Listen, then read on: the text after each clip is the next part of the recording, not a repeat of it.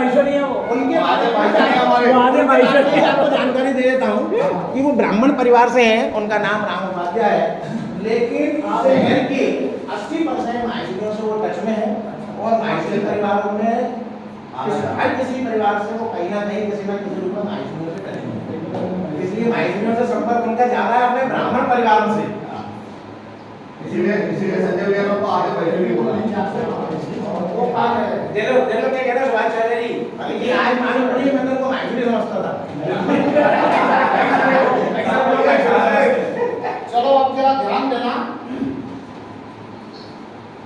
बातें आपसे करने आया हूं, आपको कुछ सिखाने नहीं आया हूं, आपसे कुछ लेने में नहीं आया हूं, आपको कुछ देने आया हूं।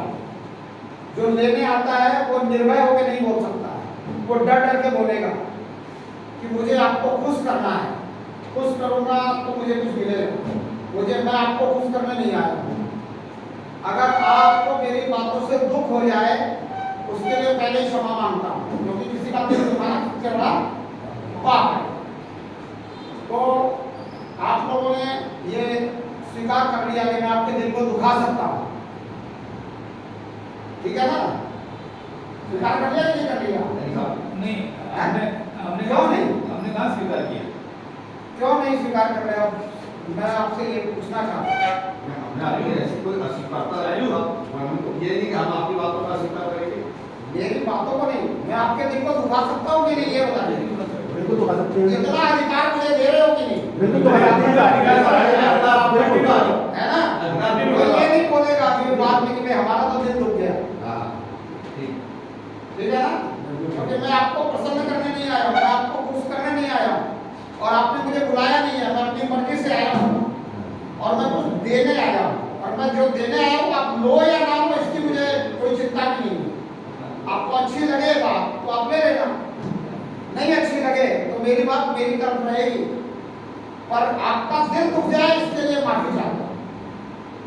हालांकि मैं ऐसी कोई बात अभी करूंगा नहीं जिससे आपका दिल दुखे, लेकिन मेरी आदत में है, वो मेरी हैबिट में है कि मैं बोलते जो है ना सबके को समझाने के चक्कर में कुछ ऐसा बोल जाता हूँ जिससे फिर आपको लगता है महाराज जी को ऐसे नहीं बोलना, ये बात तो महाराज को नहीं बोलनी,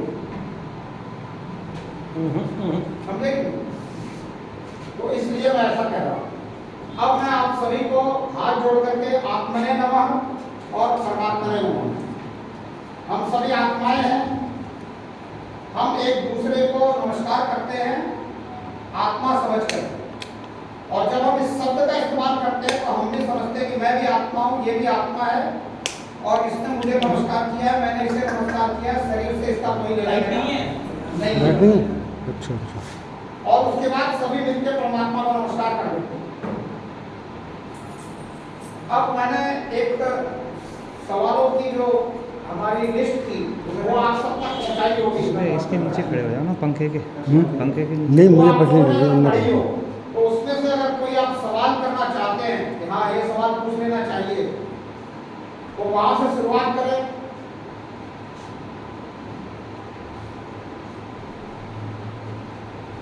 है कोई? चलो, जब तक आप कोई सवाल देखते हो तब तक मैं छोटी सी बात आपको बता देता हूँ कि हमारी जितनी भी सनातन की परंपरा है ये सब वैज्ञानिक परंपरा है। कोई भी परंपरा आपको बाध्य नहीं करती कि आपको ये परंपरा निभानी ही पड़ेगी, या आप इस परंपरा को निभाएंगे तभी आप सनातनी कहे जाएंगे। इतनी स्वतंत्रता है हमें अपने सभ्यता में, अपनी संस्कृति में, और इस परमात्मा द्वारा निर्मित सनातन धर्म में इसका कोई निर्माता नहीं है। बाकी सभी जो धर्म है, जो अपने आप में धर्म कह रहे हैं, मैं इन्हें तथाकथित धर्म कहता हूँ, इनके निर्माता है, और निर्माता होने के कारण ये धर्म का पता है हमें कि ये कितने सालों से धर्म बना है, और ये सभी धर्म सनातन से निकले हैं। इनके निकलने का जो कारण है वो आप तक पहुंचा दूं। इसके निकलने का कारण है हमारा पाखंड का बढ़ना, हमारे अंदर पाखंड का आ जाना,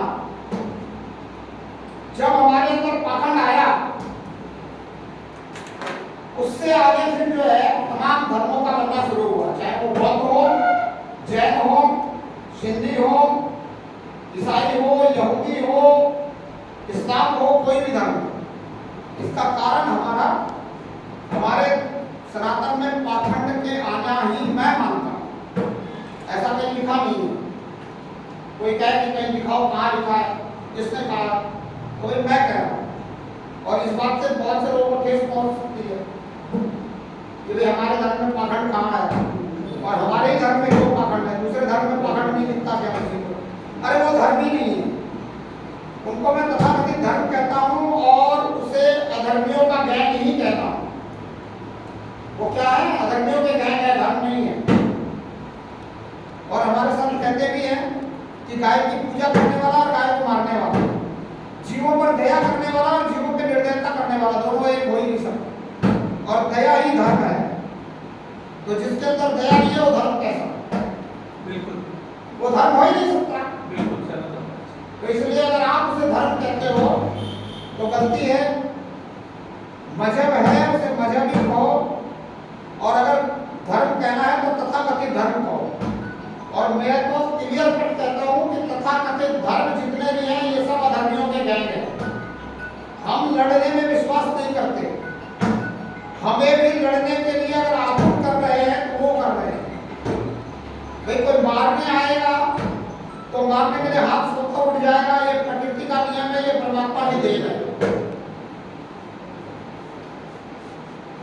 तो धर्म लड़ने का नहीं सिखाता, धर्म नहीं कहता कि लड़ाई लड़ो। और हमने आज तक इस संपूर्ण सृष्टि की इतिहास में कहीं किसी से लड़ाई करके कुछ लेने नहीं गए। जो कहते हैं जल जोर और जमीन की लड़ाई है, हमने कभी नहीं लड़ी। दुनिया में लोग कहते हैं जल जोर और जमीन की लड़ाई है, लेकिन हमने ये लड़ाई कभी नहीं लड़ी। कभी लड़ी क्या हमने ये लड़ाई? हमारी तरफ से ये लड़ाई नहीं थी, इसलिए हमारे शब्द भी नहीं है। न जल हमारा शब्द है, न जोर हमारा शब्द है, न जमीन हमारा शब्द है, नहीं है ना। तो ये लड़ाई हमने नहीं लड़ी, और जिन्होंने ये लड़ाई लड़ी है अगर वो हमें ये समझा रहे हैं कि दुनिया में लड़ाई जल जोर जमीन की हुई है तो ये गलत समझा रहे हैं। अब जब मैं ये बात करता हूं तो कोई मुझे कहता है कि महाभारत कब हुई थी, और महाभारत के समय कौन सा धर्म था, और वो लड़ाई किस लिए हुई थी? वो जड़ की लड़ाई नहीं थी, जोरों की लड़ाई नहीं थी, जमीन की लड़ाई नहीं थी, वो धर्म और अधर्म की लड़ाई थी। ध्यान देना। कोई कहे कि वो शासन की लड़ाई थी, शासन सत्ता की लड़ाई नहीं थी। कोई कहे कि वो किसी पत्नी के कारण लड़ाई थी, किसी पत्नी के कारण लड़ाई नहीं थी। वहां लड़ाई धर्म और अधर्म की है, ये बिल्कुल क्लियर कट हमारे श्री कृष्ण जी ने कहा है। इसलिए हम कभी भी लड़ाई उसके लिए नहीं लड़े। अब फिर उससे और थोड़ा पीछे चले जाते हैं, वो कहते हैं रामायण क्यों हुई? रामायण भी इसलिए नहीं हुई जल और जमीन के लिए। सीता को वापस लाने के लिए रामायण नहीं लड़ी गई, वो भी धर्म और अधर्म की लड़ाई थी। और वो लड़ाई सीता जी के रावण को चुरा के ले जाने के पहले से चालू थी।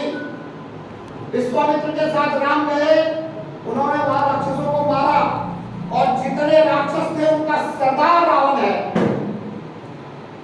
उसी के कहने पे वो ऋषि मुनियों को परेशान कर रहे हैं, उसी के कहने पे वो तपस्याओं को भंग कर रहे हैं, उसी के कहने पे वो कुछ भी कर रहे हैं। तो वो लड़ाई वहां से नहीं है, शुरुआत कहां से वो देखनी पड़ेगी। अब शुरुआत होने के बाद उस लड़ाई के बीच में अगर कोई आपका कुछ ले जाता है उठा करके, तो आप उसके लिए नहीं लड़ते हो, आप उस लड़ाई को संपूर्णता देने के लिए लड़ते हो, राक्षसत्व को खत्म करने के लिए। देव दानव की लड़ाई हमेशा से रही है। इसलिए इस बात को बिल्कुल समझ लेना। हमें अपने बारे में नॉलेज नहीं है, हम इसकी गहराई तक जाते नहीं है, इसलिए हम किसी की बात को मान लेते हैं। और यही कारण है कि हमारे बच्चे आज खास करके हमारी देवियां किसी और धर्म में चली जाती है। कारण क्या है? हमें खुद को पता नहीं है, यह अभिभावकों का एक कमजोरी है। अभिभावक को समझा नहीं पाते कि हमारा धर्म कितना उत्तम है, कितना हमारे धर्म में वैष्णव है।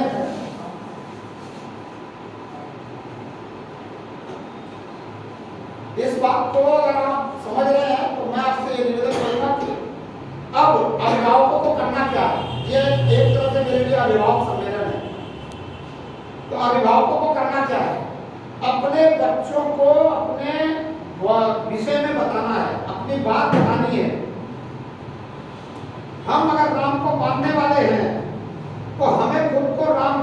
लिए किसी कारणवश अगर हम राम के जैसे नहीं बन पाए तो हमें अपने बच्चों को राम बनाने की सोचना चाहिए, सीता बनाने की सोचना चाहिए। कैसे बनाओगे? आज की कथाओं को सुन करके नहीं बन सकते। आज की कथाओं में राम बनने का जिक्र कोई कर नहीं रहा है। सब राम के नाम पर कौन सी विधि करके, किस गतिविधि को करके कैसे लोगों को हंसाया जाए, रुलाया जाए, उठाया जाए, बैठाया जाए और इनकी जेब से पैसा ढीला किया जाए, यही काम करते हैं। इसमें किसी को संदेह तो नहीं है इस बात में। भाई पहले कथाकार होते थे, वो कहते थे कि राम को मानने वाले राम के जैसे बनने चाहिए, कृष्ण को मानने वाले कृष्ण के जैसे बनने चाहिए। आज अगर कथाएं हो रही हैं तो कृष्ण कथा में मुझे बड़े अफसोस के साथ कहना पड़ता है कि राधा और रुक्मिणी का जो दिखाया जाता है, सत्यभामा का नाम भी नहीं लिया जाता। कृष्ण की असली बेहता कौन? सत्यभामा। अगर आप राधा और सिर्फ रुक्मिणी को दिखा रहे हो और सिर्फ इन्हीं की चर्चा कर रहे हो, रुक्मिणी विवाह कर रहे हो, राधा का प्रेम प्रसंग दिखा रहे हो, आप हमारी नौ युवतियों को कहाँ लेकर जाना चाहते हो? क्या सिखाना चाहते हो? क्या हमारे कृष्ण ने सिर्फ प्रेम ही किया, सिर्फ रुक्मिणी को ही लेकर आए? क्या उनका विवाह सत्यभामा से नहीं हुआ? क्या उन्होंने और 16,000 हमारी माताओं को किसी के चंगुल से नहीं छुड़ाया? क्या आप कथा में इन बातों को सुनते हो? सिर्फ आजकल कथाएं जो हो गई है वो ट्रेडिशनल हो गई है, पूरी तरह से व्यापारिक हो गई है और उसमें क्या क्या करने से ज्यादा अर्थ अपने पास आएगा वो व्यर्थ की बातें होती हैं। इस बात को अगर आप समझ रहे हो तो आपको ये समझना चाहिए कि हमें आज के समय में जरूरत है कि हम इन कथाओं को या तो बंद कर दें या फिर कथाकारों से हम निवेदन करें कि आप जो ये बात करते हो कृष्ण के विषय में, ये करना छोड़ करके कृष्ण ने जो किया, जब जब सुदर्शन चक्र उठाया, जब कृष्ण ने रथ के पहिए को उठा करके और किसी को मारना चाहा, ये सब बातें क्यों नहीं बताते? ये कथा क्यों नहीं बताते?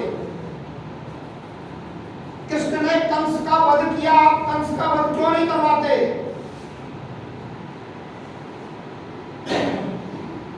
कृष्ण ने गीता कही महाभारत के बीच में,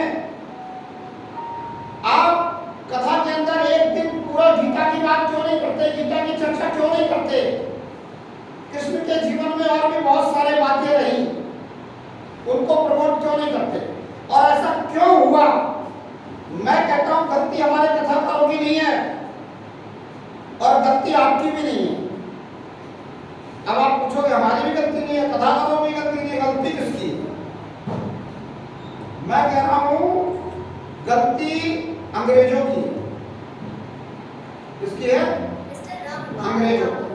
उनका कल्चर ही ऐसा है और उन्होंने हमारे शास्त्रों में देख लिया कि राधा और रुक्मिणी ऐसा विषय है, इस विषय को अगर कथाकारों को कहा जाए प्रमोट करने के लिए तो प्रमोशन हो जाएगा और ये समाज भी ऐसा ही हो जाएगा। तो उन्होंने अपने समय में कथाकार तैयार किए। पहले कथाएं कहाँ होती थी बताओ, कहाँ जिक्र है? आज से 150-200 साल पहले अगर कहीं कथा का जिक्र हो तो वो क्या है? शंकर जी को सुनाना है, पार्वती जी को, कोई रास नहीं है उसमें, किसी प्रकार की कोई और बात नहीं है, कोई इंटरटेनमेंट नहीं है, विशुद्ध ज्ञान, विशुद्ध शब्दों के तालमेल से सही जानकारी को परोसना। और कथा में जो हम बात करते हैं, कथा कब शुरू हुई? कोई बता सकता है कब शुरू हुई? कथा में आपको क्या बनाया जाता है? कोई बनाया जाता है आपको कथा में? जजमान। श्रोता नहीं, जजमान किसको बनाया जाता है? उस जजमान को क्या कहते हैं? परीक्षित। परीक्षित। परीक्षित को सुनाने के लिए कथा शुरू हुई। सुनाने वाला कौन था? सुनाने वाला कौन था? वेद व्यास जी। वेद व्यास जी तो कथा के लिखने वाले हैं।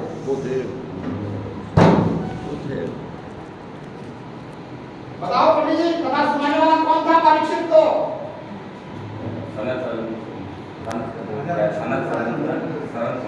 हाँ? सनत कुमार थे। नहीं, भाई जी का वो- भाई जी राइस अरे बोलो ना, फटाफट टाइम क्यों वेस्ट कर रहे हो? आप टाइम पास क्यों कर रहे हो? सुखदेव जी ने जब सुनाई परीक्षित जी को कथा, कहाँ एंटरटेनमेंट था? कोई गाना बजाना था क्या? कोई म्यूजिक था क्या? किसने शुरू किया इन अंग्रेजों ने? आपको मनोरंजन के साथ जोड़ करके आपके भविष्य को बिगाड़ना शुरू किया। उस समय नहीं बिगड़ा, अब आपका बिगड़ चुका है और आगे और भविष्य बिगड़ने वाला है। और बिगड़े। इसलिए गलती आपकी नहीं है, गलती कथाकारों की नहीं है जो उन्होंने ट्रेंड चालू किया। पहले इतने पैसे कोई नहीं लगाता था कथा में, उन्होंने शुरू किया, बोले इनको पैसे दो, बढ़िया स्टेज बनाओ, बढ़िया मंडप बनाओ, बढ़िया व्यवस्था रखो और पंडित जी को बोलो बोलना शुरू करो, भोजन की व्यवस्था हमारी रहेगी, सब कुछ हमारी रहेगी, एंटरटेनमेंट परोसो, आपको भी पैसे देंगे। तो अंग्रेजों का बिगाड़ा हुआ कल्चर हम क्यों ढो रहे हैं और क्यों ढोना चाहिए? विचार करो, नहीं ढोना चाहिए। भागवत सुननी है ना, किसको बुलाओगे? सुखदेव जैसे को, जो पूरा त्यागी हो, जिसे कुछ नहीं चाहिए और जो तैयार हो 7 दिन रात कथा सुनाने के लिए। और सुनने वाला कैसा हो? परीक्षित जैसा, जो तैयार हो 7 दिन पूरी सुनने के लिए 24/7।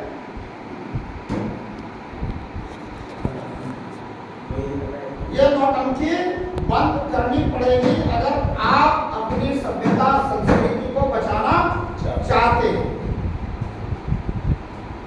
पर सबसे ज्यादा इसको आज के समय में प्रमोट कौन कर रहा? इसको प्रमोट कौन कर रहा? सबसे ज्यादा प्रमोट कर रहे बानिये, और बानिये में भी माहेश्वरी। जितनी कथाएं होती है माहेश्वरी करवाते हैं। और मैं ये कहने में बिल्कुल भी गुरेज नहीं करूंगा कि माहेश्वरी भी कथा करवाते हैं तो लालच में करवाते हैं। एक व्यास जी को पकड़ रखा है, उनकी कथा करवा रहे हैं, सारा मैनेजमेंट कर रहे हैं, उस मैनेजमेंट से प्रॉफिट लेते हैं।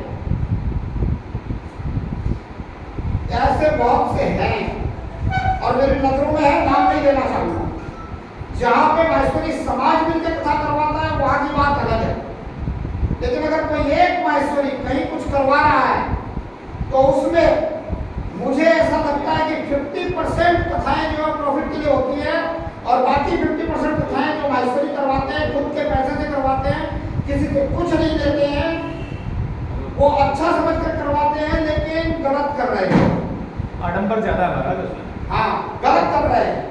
गलत इसलिए कर रहे हैं क्योंकि सभ्यता संस्कृति का समूल विनाश इन कथाओं में हो रही प्रेम चर्चाओं के कारण हो सकता है और हो नहीं सकता, हो रहा है। इस बात को आप सभी समझ रहे हो, देख रहे हो, सामने है। आज कोई 1-2 उदाहरण आ गए, 10 उदाहरण आ गए होंगे अपने समाज के भी। आगे और कितने उदाहरण आएंगे? कोई रोक सकता है क्या इसको? भाई आज 1-2 को नहीं रोक सके तो बाकी को कैसे रोक लेंगे? नहीं रोक सकते। तो ये ना हो, इसके लिए जरूरी है कि अगर हम कृष्ण कथा करवा रहे हैं तो कृष्ण जो नीति के अनुसार काम करते थे उनकी नीति को समझे, उनकी नीति को समझाने के लिए हम किसी को बुलाएं कि भैया आइए समाज में और हम कृष्ण की नीति को समझाएंगे, हमें कृष्ण की वैदिकता को बताइए, हमें कृष्ण की आस्तिकता, धार्मिकता और आध्यात्मिकता को बताइए। भागवत पे बोलने से अच्छा है गीता पे बोलिए। और अगर मैं आपसे और भी स्पष्ट और सबसे अच्छा कहना चाहूं तो मैं कहूंगा कि आप रामचरितमानस को ज्यादा तवज्जो दीजिए। गीता कहती है हक की लड़ाई लड़ो,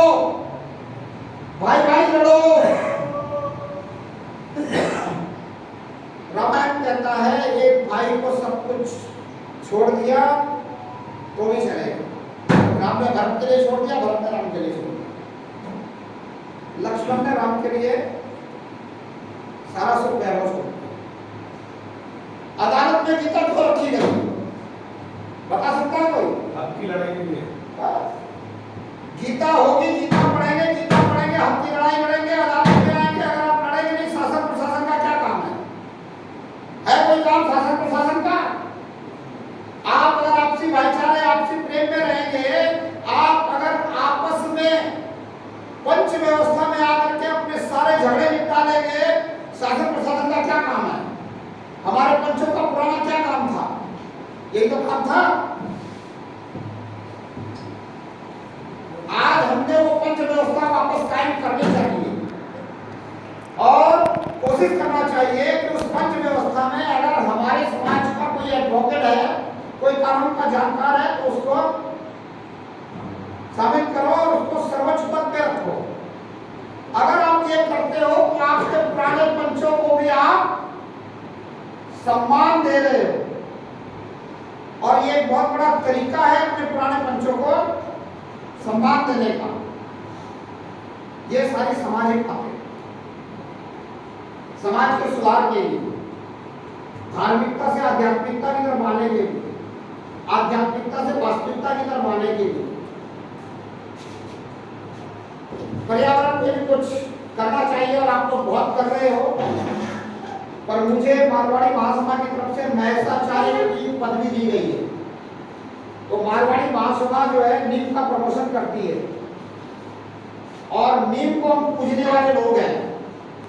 तो मैं मारवाड़ी महासभा की तरफ से निवेदन करता हूं, जहां भी जाता हूं, जिसके सभापति संस्थापक महेश जी राठी, वो आपके साथ आए थे, कहाँ गए?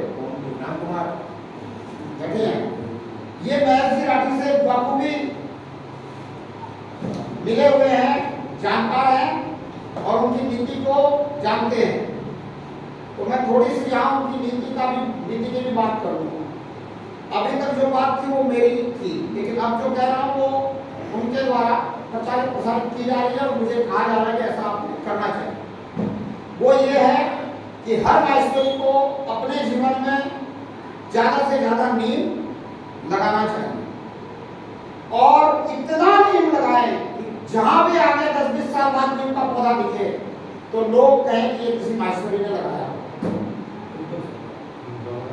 नीम जो है वो माइस्टरियों को याद करने का तरीका बन जाए। और दूसरा, हमारी जनसंख्या घट रही है। कितनी घटी है, कितने साल में? एक आंकड़े के अनुसार 25% घट गई। आज केवल 12 लाख है पूरे विश्व में। 10 साल में 25% घट गई है आंकड़े के अनुसार, ये भी उन्होंने बताया। तो अगर जहां भी जाओ तो कहो कि जनसंख्या वृद्धि करो, अगर आप नहीं करोगे तो कौन करेगा? सक्षम कौन है? आपके अलावा आपसे ज्यादा सक्षम कौन है? आप क्यों कम पालना चाहते हो? ज्यादा क्यों नहीं पालना चाहते? किसी को भी पूछ लो, इसमें जो भी बुजुर्ग बैठे हैं, आपके कितने भाई बोला 4, आपके कितने बोला 5, आपके कितने बोला 8, कितनी बहन बोला 3। तो अगर मेरी दादी जी 8 लड़के और 3 लड़कियों को जन्म दे सकती है और उनका पालन पोषण मेरे दादाजी उस समय कर सकते हैं जब 1947 में उनको बांग्लादेश से भाग करके भारत आना पड़ा, आप आज सक्षम नहीं होगा, हो कि नहीं हो? क्यों? से ज्यादा सक्षम है। फिर हमारी जनसंख्या घट क्यों रही है? आज की जनरेशन साहब चाहती ही नहीं है वो सर्विस, जिम्मेदारी उठाना नहीं चाहती महाराज। जनरेशन को आप समझाओगे तब चाहे कि आप अभिभावक हो, अभिभावक का रोल आप अदा नहीं कर रहे हो। इसलिए मैंने कहा ये अभिभावक सम्मेलन है मेरे लिए, इसलिए मैं यहाँ पे परमात्मा के विषय को ज्यादा नहीं छेड़ रहा हूँ। जिसको परमात्मा के बारे में जानना हो वो मुझसे पर्सनल मिल ले। पहले माँ बाप की बात बच्चा मानता था, आज की बात जो है बच्चे इतने पढ़ने लिख गए हैं कि वो माँ बाप की बात को मानते ही नहीं है। माँ बाप उसमें गलती किसकी है? अपने खड़ा होने दो, उसमें गलती किसकी है? हमारी हो सकती है, मान सकते हैं। गलती अभिभावक की है। गलती क्या मैं बताऊं? एक बच्चा आया कहीं से चलते फिरते इस टेबल से टकरा गया, रोने लगा।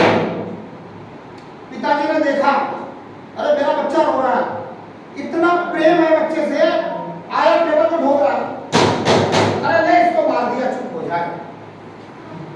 हमने सिखा दिया अपने बच्चों को बचपन से कि गलती तुम्हारी होती नहीं है, गलती सामने वाले की होती है, टेबल की गलती है। जब आपने उसको सिखा दिया कि गलती हमारी नहीं है, मेरी गलती होती नहीं, आपकी बात क्यों मानेगा? मानेगा नहीं।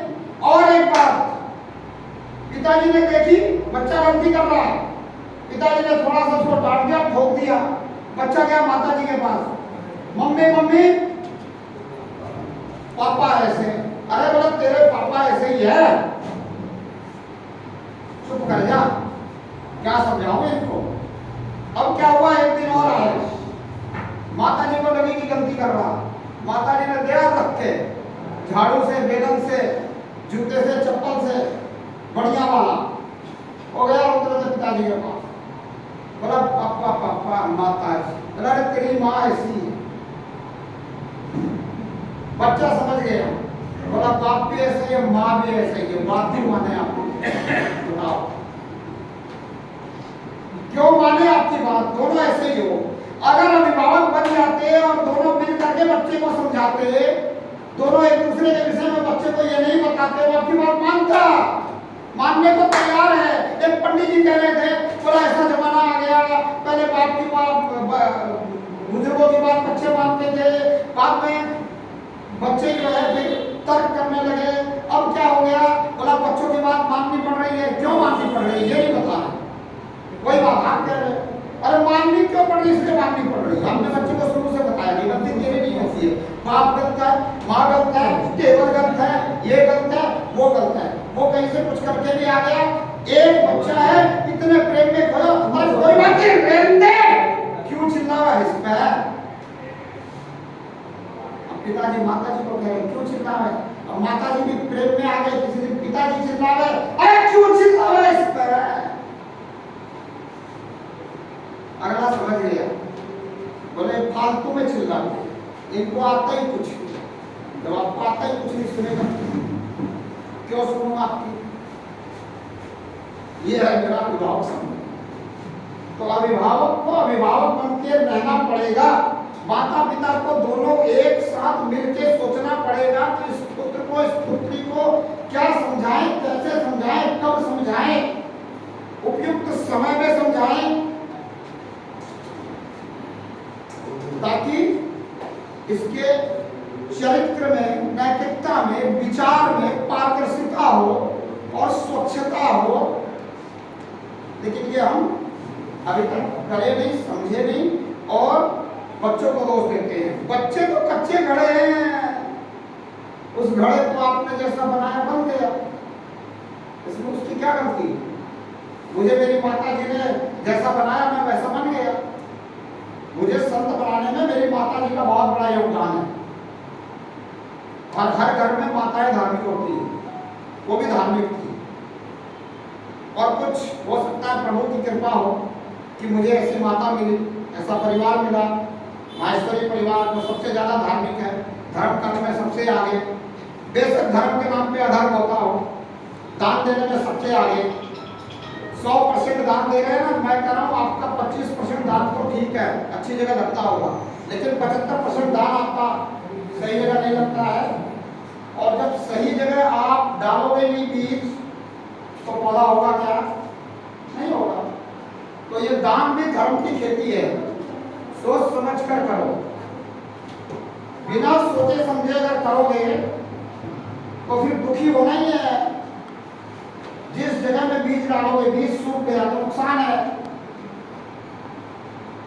तो ये धर्म की खेती है, देख करके डालो। जरूरतमंद को दान दो, बिना जरूरतमंद को दान मत दो। नशेड़ी को बिल्कुल भी मत दो, जुआड़ी को बिल्कुल भी मत दो। कोई भी आपके दरवाजे में मांगने आता है उसको मत दो। आपको बताएगा वो परमात्मा किसी भी भेष में आ सकता है। अरे परमात्मा परमात्मा है, भिखारी बन के आपके पास क्यों आएगा? परमात्मा देने वाला है कि लेने वाला है?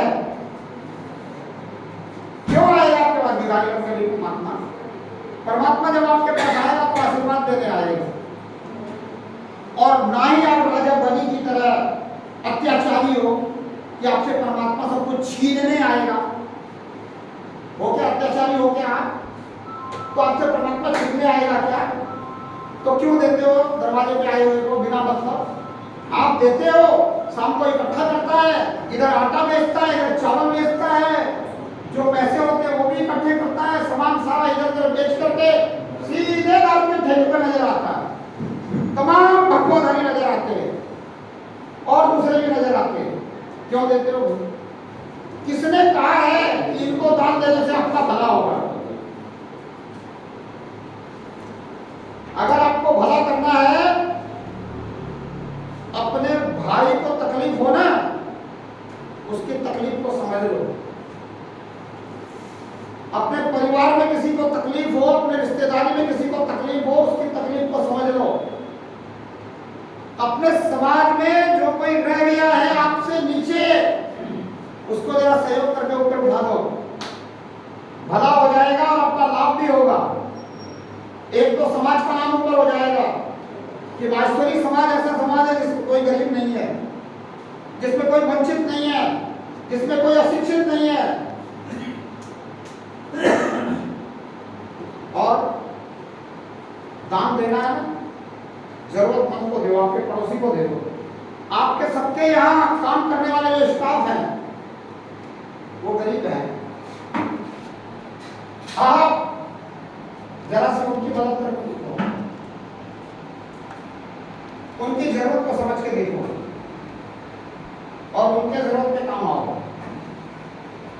भला उसका हो जाएगा, लाभ आपको मिलेगा, 100% मिलेगा। वो आपके साथ जो काम करने वाला है वो आपके लिए और आतुरता से और प्रेम से और प्यार से और घनिष्ठता से काम करने लग जाएगा।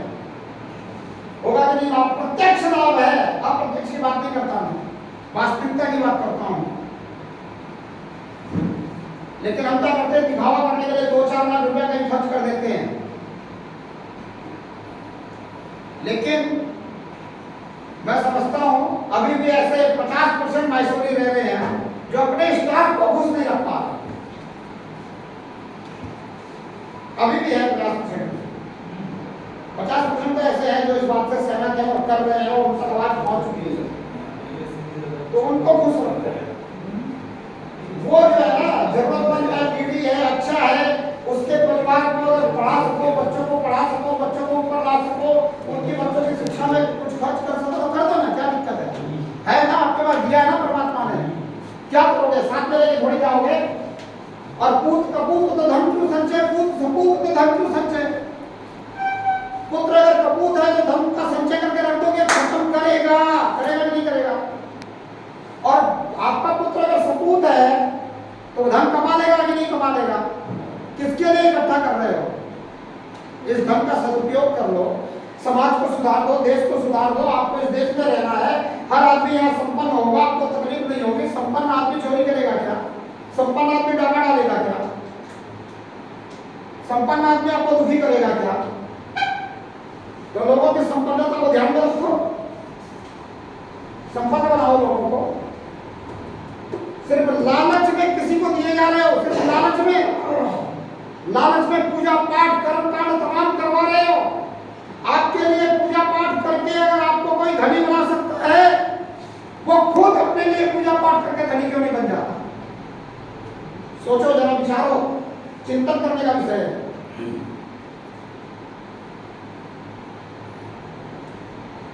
आपको मिलता है आपकी किस्मत का, आपकी किस्मत है तो आपको मिलेगा, किस्मत नहीं है तो नहीं मिलेगा। और अगर किस्मत से ज्यादा समय से पहले आपको मिलता है तो वो मिलता है आपकी मेहनत का। सच्चाई ईमानदारी से मेहनत करो, मिलेगा। झूठ फरेब से आज भी बहुत सारे माइसोरी भाई पैसा कमा रहे हैं, लेकिन मैं उन्हें आगाह कर रहा हूं कि आपको झूठ फरेब से एक भी पैसा नहीं मिल रहा। आप ये सोच रहे हो कि झूठ फरेब से आपको पैसा मिल रहा है, एक भी पैसा आपको झूठ फरेब से नहीं मिल रहा, आपकी किस्मत का मिल रहा है। झूठ से अगर किसी को पैसा मिलता, दुनिया में कोई दुकान बंद नहीं होती, कोई फैक्ट्री बंद नहीं होती।